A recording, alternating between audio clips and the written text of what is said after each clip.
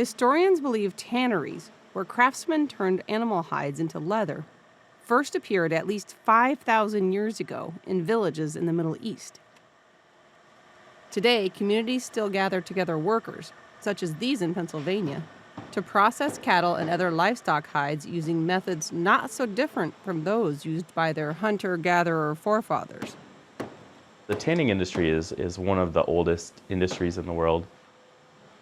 It's a direct byproduct of the meat industry, right? And so as we harvest animals for meat, just like the Native Americans, we try to utilize all of the components of the animal. And so that skin is about 6 to 10% of the animal weight. And so if we can capture that and use that for other products, that helps keep it out of landfill. But tanneries are becoming increasingly rare. While colonial America had a tannery in nearly every town, these businesses have been rapidly disappearing. The number of U.S. tanneries with 50 or more employees dropped from 86 in 1993 to just 22 in 2016. According to the federal government, water treatment and other improvements to protect human health and the environment were costly for some tanneries. Many closed, while others relocated to countries with lower-cost labor. More recently, international disputes and the growth in synthetic materials have also hurt the industry. Leather is a natural product. It's breathable, it's flexible, it wears over time. With synthetics, they're typically petroleum-based, which is a finite resource. The tanneries that have survived have done so largely through specialization or a focus on exporting. Tim Ng is the director of West Des Moines, Iowa-based CK International, which buys and sells pigskins internationally.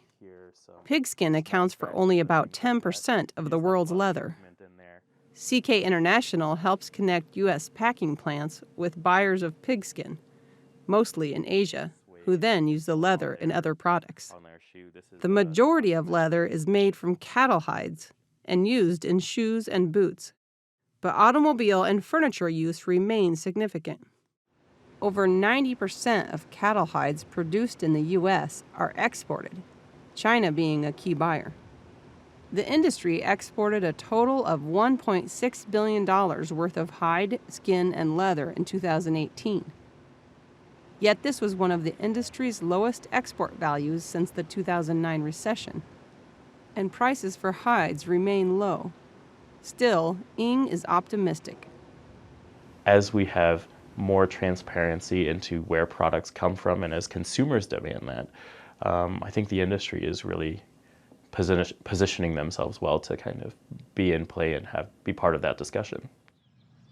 In Curwensville, Pennsylvania, the leather tannery Wickett and Craig brought dozens of jobs to town when the now 152-year-old company moved there from Toronto, Canada in 1989.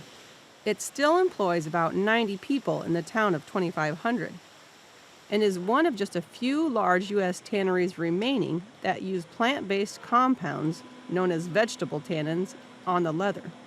Most use chromium tanning, a method introduced in the 1850s and viewed as the most efficient processing method. There is a small risk, if exposed to extremely high temperatures, that chromium can convert into a type known to be a carcinogen. U.S. regulations, however, govern proper disposal and water treatment for all tanneries. Vegetable tanning is the oldest form of tanning. It all comes from tree bark extract. Those trees are grown for the tanning industry. And while the chromium tanneries can process a hide into leather in a week, vegetable tanneries require 6 to 8 weeks from start to finish. When you get a pallet of hides in, you have no idea what you have there. We try to turn it as much into a science so that we can be consistent. I mean, the cattle are never going to be consistent. Those are variables that every tanner has to deal with. The Wickett and Craig leather factory processes nearly 5,000 cattle hides a month, most from Charolais, Simmental, and Limousin cattle because of the lighter-colored hides. Cattle brands and any other imperfections on the hide reduce the value. Most of them come from the Dakotas, or we get them from the Toronto, that eastern Canada region. So the farther north you go, generally the better the hides are because there's less summer, and hence the less bug bites, less scratching and things like that. Bressler says the chromium tanned leathers tend to serve the automotive and garment industries, while Wickett and Craig might have their thicker leather used in equestrian equipment, gun holsters, and handbags.